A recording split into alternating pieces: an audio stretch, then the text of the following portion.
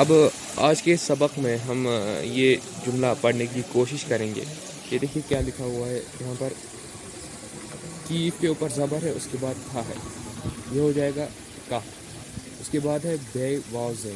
اس کو اردو میں تو ہم یوں اس کو بوز پڑھتے, لیکن کشمیری میں ہم اس کو بوز پڑھیں گے. اس کے بعد کان تھاؤ. الف کے اوپر یہ حمزہ کا نشان ہے, اس کو پڑھیں گے اس کے بعد ہے چھ, ہو جائے گا اچھ. نیم کے نیچے ہم نے پچھلے سبق میں جو نشانی پڑھی تھی وہ ہے حمزہ کی, ہو جائے گا م. اس کے بعد ہے چائی, ہو جائے گا مچ راؤ. اچھ مچ راؤ.